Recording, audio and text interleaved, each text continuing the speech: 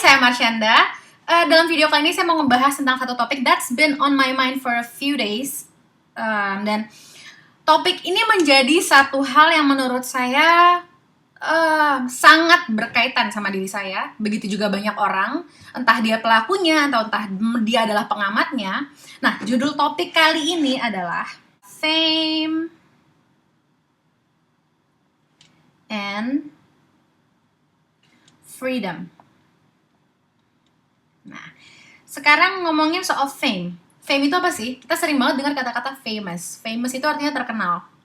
Nah, saya pengen lebih memfokuskan famousnya itu dalam hal apa, dalam bidang apa yang kita ngomong ini famous apa sih gitu. Jadi, kali ini saya pengen lebih ngebahas kepada orang-orang yang hidupnya ini berada dalam fame ini, dalam arti semua perilakunya dia disorot oleh publik melalui media massa. Jadi seperti tokoh politik, seperti selebriti, artis. Tapi saya pengen lebih fokus kali ini ngomongin lebih ke artis, selebriti, kehidupan mereka. Oke. Jadi fame itu yang kita bahas sekarang adalah fame itu adalah entertainer. Lebih kepada seseorang yang berkecimpung dalam dunia seni di mana mereka disorot oleh media dan publik. Jadi tingkah laku mereka, dan gak hanya dalam media ya, gak hanya ketika mereka diwawancara, gak hanya ketika tayangan mereka muncul di televisi atau berita mereka dimuat di koran dan majalah, tapi ketika mereka jalan ke mall aja sehari-hari, ketika mereka bekerja, ketika mereka berada di tempat yang gak diliput oleh media, mereka juga diamati dan dinilai semua tingkah lakunya oleh publik di sekeliling mereka. Oke, itu dia. Kita ngomongin tentang freedom. Oke, freedom itu apa sih? Kita tahu freedom itu adalah kebebasan. Dan ngomongin fame and freedom, sebenarnya apa kaitan di antara keduanya? Nah, kita pertama-tama bahas dulu makna dari freedom ini. Oke, freedom itu kan kebebasan seperti yang saya bilang tadi, tapi bagi saya itu nggak ada kebebasan yang nggak berujung atau kebebasan yang tidak ada batasnya. Jadi kebebasan itu adalah space atau tempat bagi seseorang untuk berperilaku, di mana dia berdiri, inilah saya, di mana dia bisa berekspresi, merealisasikan keinginannya, bekerja, menyampaikan pendapatnya, berpikir, bercita-cita, dan sebagainya, dan berperilaku. Tapi itu pun juga dibatasi oleh pagar-pagar, yang pagar-pagar ini adalah dibatasi oleh kebebasan orang lain. Jadi, there are no infinite freedom. Jadi kebebasan kita pun, siapapun kita, sehebat apapun kita, mau kita presiden, mau kita rakyat biasa, itu juga dibatasi oleh kebebasan orang lain. Seperti itu. Jadi, ada batasan dalam freedom. Batasan kebebasan. Itu yang saya bilang tadi. Nah, sekarang, yang menjadi batasan ini kan orang lain. Tapi orang lain ini bisa dalam bentuk apa aja sih membatasi kebebasan kita? Yaitu dalam bentuk norma, adat, budaya, dan sebagainya. Nah, ini sebenarnya adalah sesuatu yang membatasi kebebasan kita. Tapi norma, adat, budaya ini apa sih? Dia itu kan istilahnya kayak kesepakatan bersama bahwa kalau kita melakukan ini, maka akan dinilai seperti ini, seperti itu. Tapi itu sesuatu yang kita sepakati bersama dan kita lakukan tanpa ada keterpaksaan.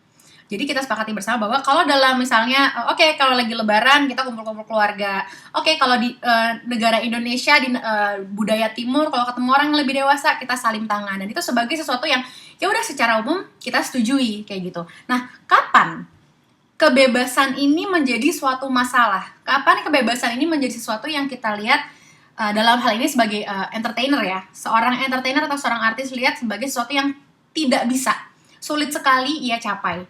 I have no freedom in doing what I do, kayak gitu. Nah, ketika kebebasan ini menjadi yang namanya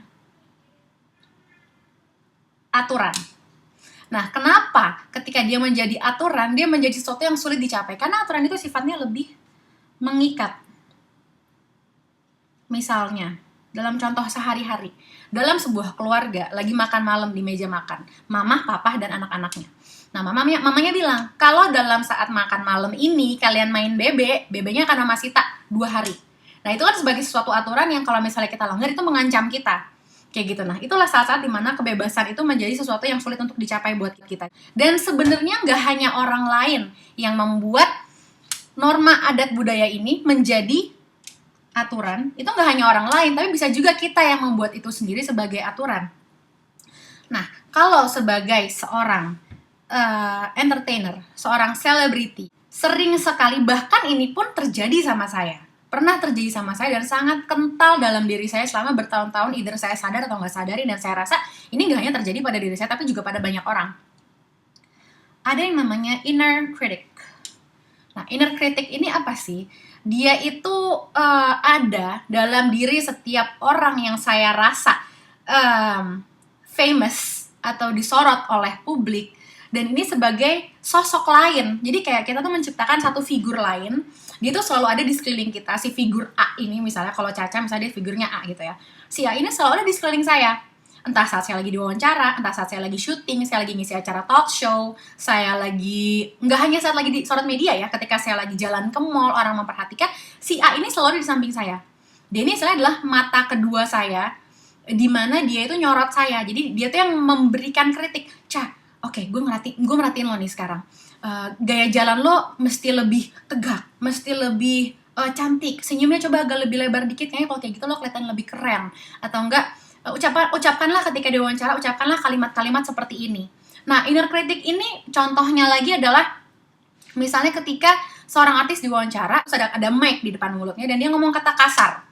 Nah, inner critic ini pasti dia akan bekerja untuk bilang,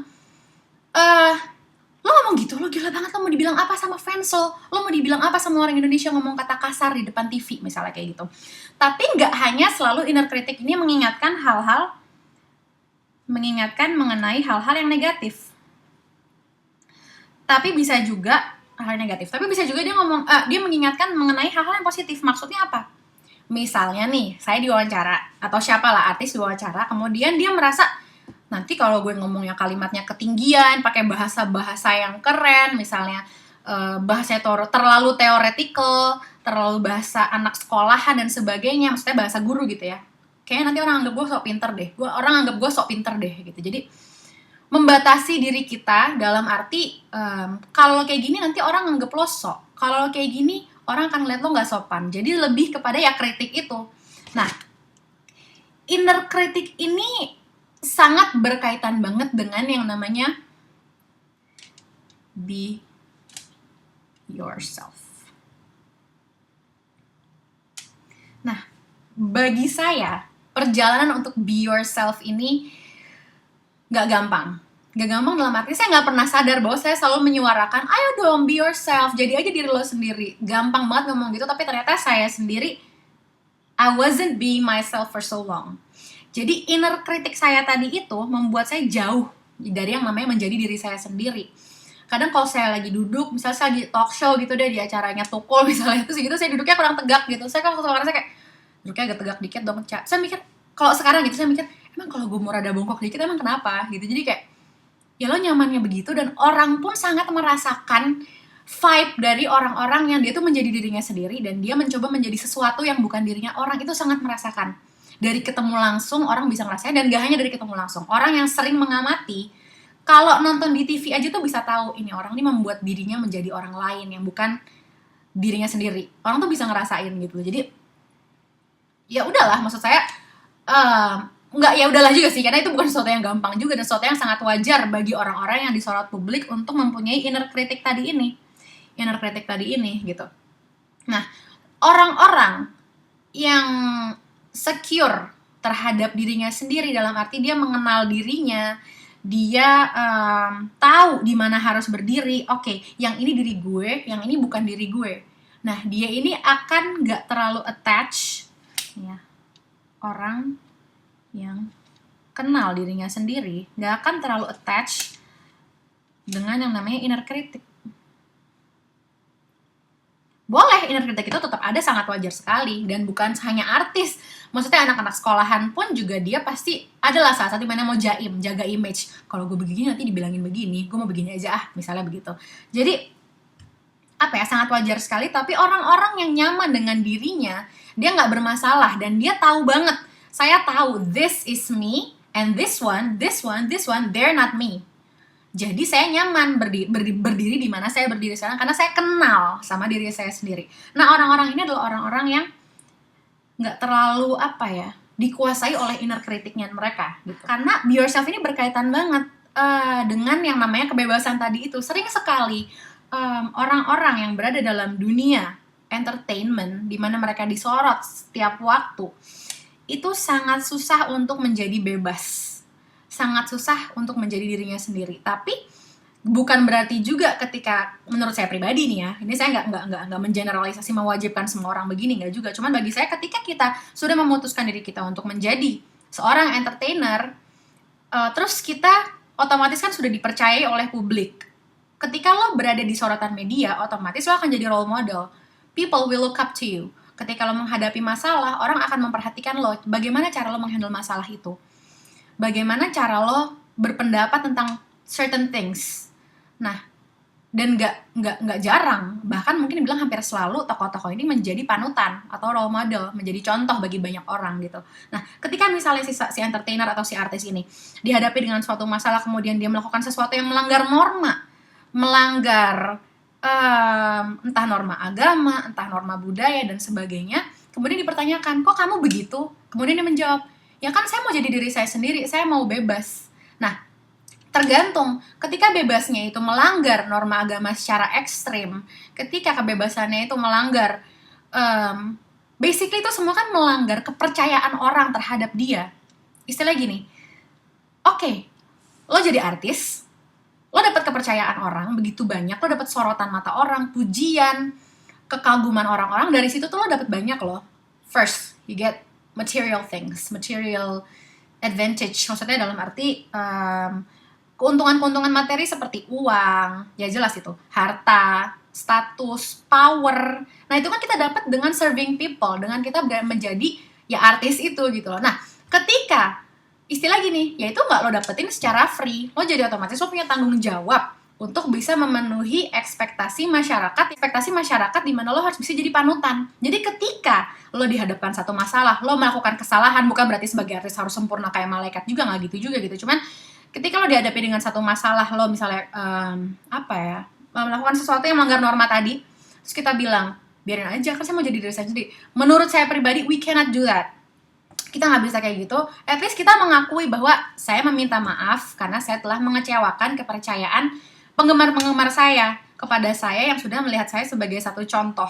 Jadi sebenarnya dalam fame ini kita bisa free, tapi free-nya juga istilahnya tuh gimana ya? Kalau kasarnya dalam hukum ekonomi tuh ada jual beli, ngerti gak sih?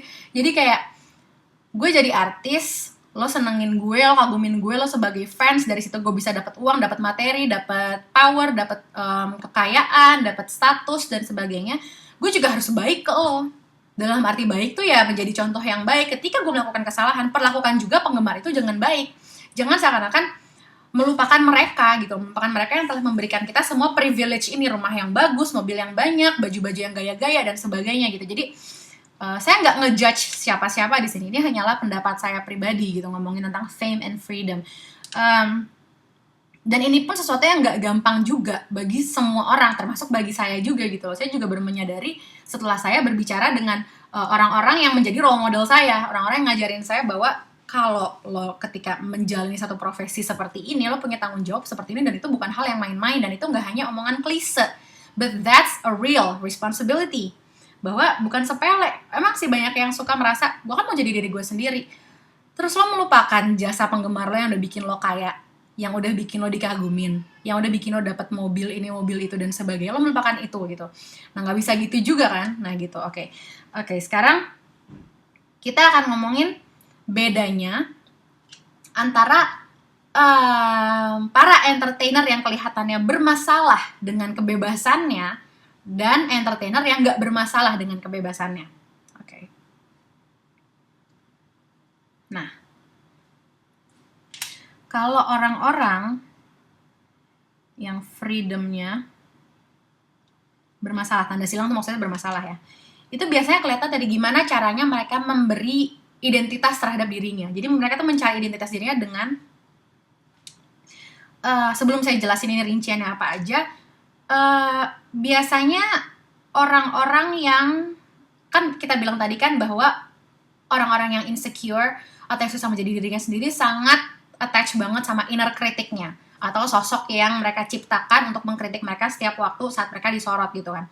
Nah, biasanya orang-orang ini adalah orang-orang yang nggak tahu di mana mereka berjejak. Mereka nggak kenal dirinya sendiri, which itu balik lagi ke latar belakang keluarganya orang ini. Di mana di keluarganya apakah mereka hidup secara sehat secara emosional, dalam arti mereka mendapatkan apa yang mereka butuhkan. Nggak hanya uang, nggak hanya materi, tapi juga secara kasih sayang, pengakuan, acknowledgement, appreciation, penghargaan. Karena orang-orang yang lebih terisi emosinya dalam hal-hal tersebut, itu akan lebih mengenal dirinya sendiri dan lebih nyaman. Mereka bukan orang-orang yang insecure.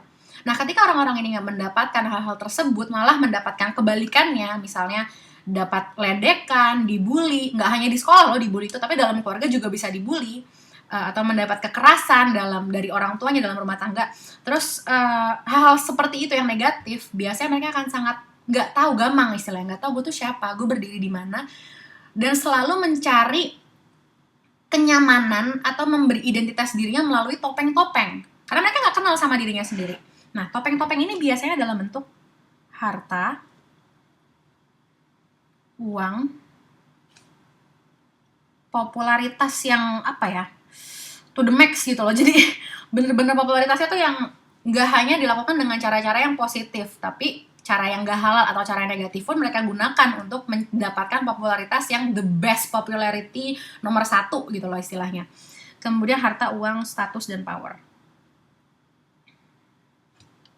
Nah, inilah mereka biasanya mengejar semua ini, dan mereka merasa dengan mendapatkan hal-hal ini, harta, uang, popularitas, status, dan power, mereka merasa itu mengisi diri mereka. Mereka merasa inilah gue dapat penerimaan dengan gue melakukan hal-hal ini, mendapatkan hal-hal ini. Nah, sementara sebenarnya di dalam mereka terus merasa hampa, mereka merasa gelisah, mereka terus merasa terbelenggu, mereka kadang-kadang suka stres, mereka terasa kosong dan sebagainya gitu. Tapi kalau orang-orang atau artis atau selebriti yang freedomnya ini mereka clear dengan kebebasan yang mereka miliki, nggak punya masalah dengan kebebasan, bisa menjadi dirinya sendiri, goalnya itu biasanya beda, dan nggak hanya dari goal sebenarnya, tapi dari pembawaan mereka pun kelihatan. Nah, ngomongin soal goal, biasanya orang-orang yang nggak punya masalah dengan kebebasan adalah orang-orang yang mengenal dirinya, gue tahu gue siapa, gue nyaman dengan diri gue sendiri, dan biasanya orang-orang ini mencapai hal-hal yang baik atau keterkenalan dengan hal-hal yang respectful gitu, sesuatu yang bukan gak halal atau ya pokoknya menghalalkan segala cara lah, bukan seperti itu gitu. Goal mereka biasanya adalah untuk misalnya menginspirasi orang lain, menginspirasi, menjadi contoh. Jadi fokusnya tuh lebih fokus out tuh apa sih? Kita fokus kepada memberi kepada orang di luar sana. Nah, kalau misalnya memberi pada orang lain ya, memberi. Nah, memberi ini ya macam-macam, bisa memberi sebagian dari kepemilikannya, hartanya, dalam bentuk sedekah, zakat, dan sebagainya. Dan kemudian juga bisa memberi dalam arti memberi waktu, kasih sayang secara sukarela kepada, dan kepedulian kepada orang lain atau kepada fans mereka misalnya. Nah, orang-orang yang punya goal seperti ini, mereka itu settle banget sama dirinya sendiri, mereka kenal banget, settle banget dengan identitas dirinya, mereka kenal sama identitas dirinya. Dan kalau misalnya bertanya-tanya, gimana caranya sih dari orang yang bermasalah dengan freedomnya bisa jadi orang yang gak bermasalah dengan freedomnya ketika mereka berada di dunia yang disorot oleh publik. Nah, ngomongin soal itu, saya nggak akan bahas banyak, saya akan bahas di video-video yang lain karena waktunya juga terbatas. Sebenarnya itu terkait banget dengan pengakuan dan penerimaan.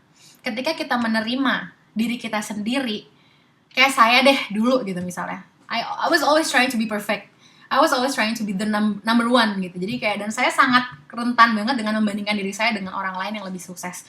Jadi saya mengakui itu. Saya berada di tahap awal-awalnya saya nggak mau mengakui, dan saya selalu merasa diri saya hebat, dan semua pencapaian yang saya capai itu nggak ada apa-apanya. Saya selalu merasa, gue dapat tahun 2004 saya pernah dapat award The Most Brilliant Person in Asian Award, dan betapa durhakanya saya kepada Allah saat itu, karena ketika saya nerima telepon, ketika saya nerima lembar bahwa saya diangkat menjadi itu, saya nggak ada rasa syukur. Saya ngerasa kayak oke. Kayak gitu.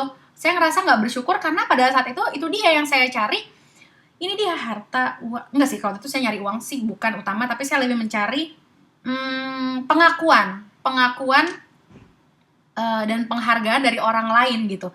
Nah, tapi saya nggak pernah menghargai diri saya sendiri. Jadi buktinya ketika saya dapat hal yang lebih tinggi, prestasi yang lebih baik tuh saya nggak pernah senang, saya nggak pernah merasa puas, karena seperti yang saya bilang tadi, orang yang bermasalah dengan freedomnya itu nggak akan merasa puas, dia akan terus merasa kurang. Nah, sampai akhirnya saya berada di titik dimana saya mengakui, lo tuh nggak secure sama diri lo sendiri, Cak, gitu. Lo tuh selalu merasa kurang karena lo nggak pernah menghargai diri lo sendiri. Lo nggak pernah mensyukuri dari hal-hal kecil sampai hal besar yang lo dapatkan. Sehingga gimana lo mau mensyukuri hal-hal yang benar-benar besar yang terjadi dalam diri lo, gitu loh. Dan disitulah ketika saya mengakui itu pun mengalami proses yang nggak ringan juga, dan mungkin all of you have already known about that gitu, dimana saya melakukan sesuatu yang ada beberapa orang yang menyebut self-made public humiliation via YouTube gitu. Dan itu kan salah satu proses saya sebenarnya untuk mengenal diri saya, untuk mengakui bahwa I'm not that good, I'm not that perfect, saya punya banyak kerusakan dan kekurangan dalam diri saya. Nah, ketika saya melewati proses itu, banyak sekali goncangan dalam diri saya, sehingga saya bisa mendobrak pintu atau belenggu yang selama ini mengikat diri saya. Itu istilahnya kalau saya ikat oleh tali, saya robek gitu, kayak Hulk gitu misalnya. Pakai, tapi kan Hulk kan serem ya, kesannya serem gitu. Cuma maksudnya seakan-akan tali-tali yang mengikat diri saya ini saya copotin satu-satu gitu. Nah, dari situlah saya mulai bisa merasa, terimalah diri saya apa adanya gitu, terimalah diri saya for the way I am, dan yang paling penting cintai diri saya sendiri, karena saya nggak akan bisa menerima cinta dari orang lain atau cinta dari publik atau penggemar saya kalau saya nggak pernah mengizinkan diri saya aja untuk cintai diri saya sendiri. Jadi kita itu harus bisa dirinya terisi dulu oleh cinta itu, baru kita bisa memberi ke orang lain, karena you can never give what you never have. Kita nggak akan pernah bisa memberi apa yang kita tidak pernah miliki. Itu dia. Nah, so that's the end of the video today. Saya akan lanjut lagi ke video berikutnya yang akan dipublish 2 minggu lagi. I'm so happy, I'm so glad that I've shared this. Mungkin maaf kalau misalnya agak-agak agak random ngomongnya, bolak-balik dan sebagainya, tapi I'm just sharing. Saya cuma pengen berbagi apa pemikiran saya dan berharap ini bisa ada manfaatnya untuk, ya, karena ini sebagai sesuatu yang membuka pikiran saya juga, dengan membicarakan ini kepada teman-teman dan juga orang-orang yang menjadi role model saya seperti guru saya dan sebagainya. Jadi saya berharap juga bisa memberi inspirasi in any way to you. So, thank you for your attention. Maknai hidup dengan inspirasi, cintai setiap kontribusi pada dunia. Dah!